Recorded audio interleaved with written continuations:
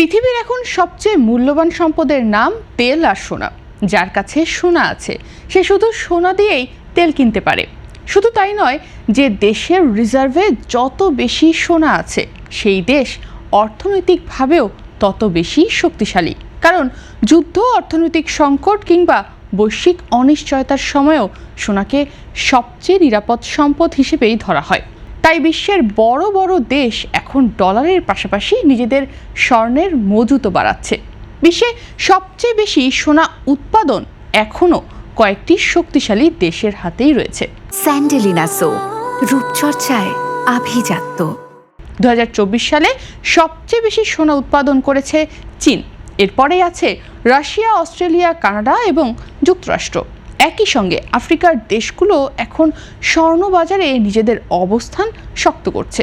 বিশেষ করে ঘানা, মালি এবং দক্ষিণ আফ্রিকার মতো দেশগুলো বিশ্বে সোনা উৎপাদনে বড় ভূমিকা রাখছে।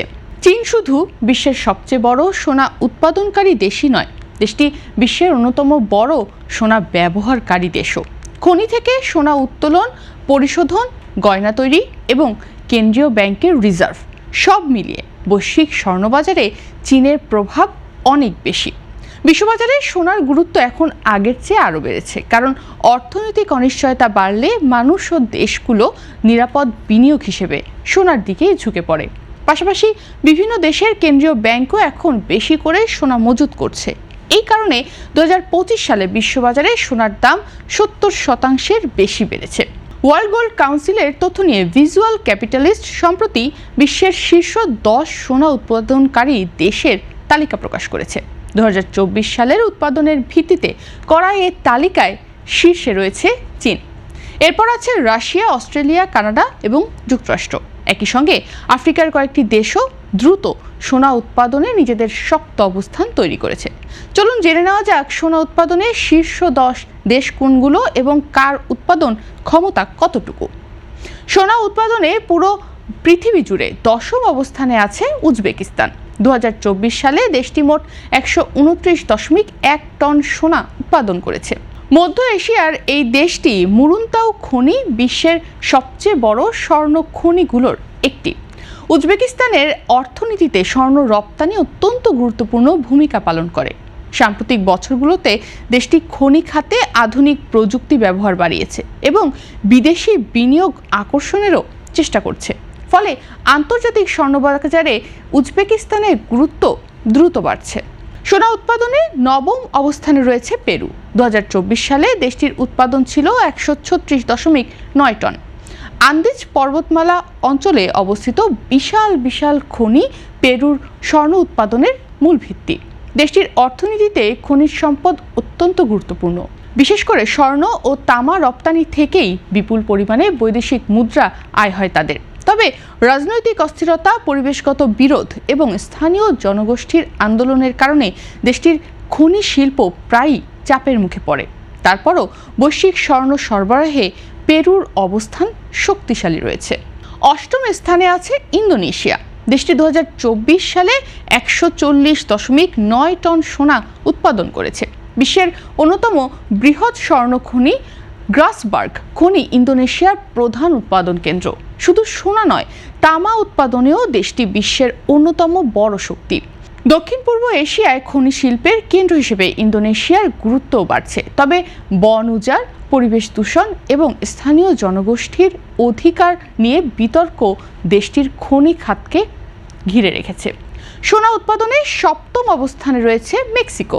2024 সালে দেশটি 140.3 টন সোনা উৎপাদন করেছে। মেক্সিকোর খনি শিল্প বহু পুরনো এবং দেশটি রূপা উৎপাদনের জন্য বিশ্বজুড়ে পরিচিত। উত্তর ও মধ্যাঞ্চলের খনি অঞ্চলগুলো দেশটির প্রধান উৎপাদন কেন্দ্র। বিপুল খনিজ সম্পদ ও বৈদেশিক বিনিয়োগের কারণে মেক্সিকোর খনি শিল্প শক্তিশালী হয়েছে। তবে কিছু অঞ্চলে অপরাধ চক্র ও নিরাপত্তা সংকটের কারণে খনি শিল্পে বড় ধরনের ঝুঁকিও তৈরি হয়েছে। 6ষ্ঠ অবস্থানে আছে ঘানা। আফ্রিকার শীর্ষ স্বর্ণ উৎপাদক দেশটি 2024 সালে 140.6 টন সোনা উৎপাদন করেছে। স্বর্ণ রপ্তানি দেশটির অন্যতম অর্থনীতির প্রধান চালিকা শক্তি। গত এক দশকে আন্তর্জাতিক খনি কোম্পানিগুলোর বড় বিনিয়োগের কারণে ঘানা উৎপাদনের দ্রুত বেড়েছে। আফ্রিকার স্বর্ণবাজারে ঘানার অবস্থান এখন অত্যন্ত গুরুত্বপূর্ণ, তবে অবৈধ খনি কার্যক্রম, নদী দূষণ এবং পরিবেশগত ক্ষতি দেশটির জন্য বড় ধরনের চ্যালেঞ্জ হয়ে দাঁড়িয়েছে। পঞ্চম অবস্থানে রয়েছে যুক্তরাষ্ট্র। 2024 সালে দেশটি 158 টন সোনা উৎপাদন করেছে। নেভাডা, আলাস্কা ও কলোরাডো যুক্তরাষ্ট্রের প্রধান স্বর্ণখনি অঞ্চল। যদিও আগের তুলনায় দেশটির উৎপাদন কিছুটা কমেছে, তারপরও বিশ্ববাজারে যুক্তরাষ্ট্র এখনও বড় শক্তি। পরিবেশগত বিধিনিষেধ, উৎপাদন ব্যয় বৃদ্ধি এবং কিছু বড় খনি বন্ধ হয়ে যাওয়ার কারণে উৎপাদনে চাপ তৈরি হয়েছে। তবে বিশ্ব অর্থনীতি ও স্বর্ণবাজারে যুক্তরাষ্ট্রের প্রভাব এখনও অত্যন্ত শক্তিশালী। সোনা উৎপাদনের চতুর্থ অবস্থানে রয়েছে কানাডা। দেশটি 2024 সালে 202.1 টন সোনা উৎপাদন করেছে। অন্টারিও, কুইবেক এবং ব্রিটিশ কলাম্বিয়া অঞ্চলে দেশটির বড় বড় স্বর্ণখনি রয়েছে। গত এক দশকে কানাডার উৎপাদন উল্লেখযোগ্যভাবে বেড়েছে। উন্নত প্রযুক্তি, পরিবেশগত মান বজায় রেখে খনি শিল্প পরিচালনা এবং বিনিয়োগ বান্ধব পরিবেশ কানাডার সাফল্যের মূল কারণ। উত্তর আমেরিকার অন্যতম বড় স্বর্ণ উৎপাদক হিসেবে দেশটি এখন শক্ত অবস্থানে রয়েছে। তৃতীয় অবস্থানে রয়েছে অস্ট্রেলিয়া। 2024 সালে দেশটি 284 টন সোনা উৎপাদন করেছে। পশ্চিম অস্ট্রেলিয়ার কালগুলি অঞ্চল সহ কয়েকটি বড় খনি কেন্দ্র দেশটির উৎপাদনের মূল ভিত্তি। অস্ট্রেলিয়ার অর্থনীতিতে খনিজ সম্পদের অবদান অত্যন্ত বেশি। উন্নত প্রযুক্তি নির্ভর খনি ব্যবস্থাপনা, স্থিতিশীল নীতি কাঠামো এবং বিশাল খনিজ সম্পদের কারণে অস্ট্রেলিয়া বৈশ্বিক খনি শিল্পে অত্যন্ত গুরুত্বপূর্ণ অবস্থান ধরে রেখেছে। চীন সহ এশিয়ার বিভিন্ন দেশে বিপুল পরিমাণ সোনা রপ্তানি করে দেশটি। সোনা উৎপাদনে দ্বিতীয় অবস্থানে আছে রাশিয়া।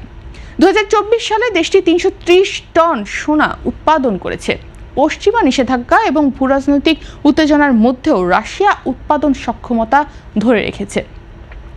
সাইবেরিয়া এবং দূরপ্রাচ্যের বিশাল খনি অঞ্চল দেশটির প্রধান উৎপাদন কেন্দ্র।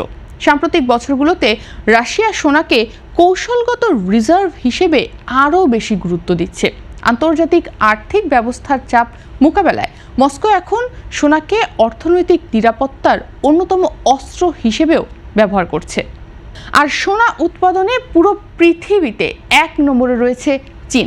2024 সালে দেশটি 380.2 টন সোনা উৎপাদন করেছে।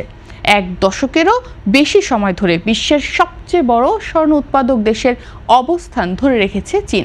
বিস্তৃত খনি শিল্প, রাষ্ট্রীয় সহায়তা এবং শক্তিশালী পরিশোধন সক্ষমতার কারণে বৈশ্বিক স্বর্ণবাজারে চীনের অবস্থান অত্যন্ত শক্তিশালী। শুধু উৎপাদনই নয়, চীন বিশ্বের অন্যতম বড় স্বর্ণ ভোক্তাও। গয়না শিল্প, বিনিয়োগ এবং কেন্দ্রীয় ব্যাংকের রিজার্ভ সব মিলিয়ে বৈশ্বিক স্বর্ণবাজারে সবচেয়ে বড় প্রভাব এখন চীনেরই। বিশেষজ্ঞরা বলছেন, বিশ্বজুড়ে অর্থনৈতিক অনিশ্চয়তা যত বাড়বে, সোনার গুরুত্ব তত বাড়বে। ফলে আগামী দিনগুলোতে স্বর্ণ উৎপাদনকারী দেশগুলোর ভূরাজনৈতিক ও অর্থনৈতিক প্রভাব আরও শক্তিশালী হয়ে উঠতে পারে।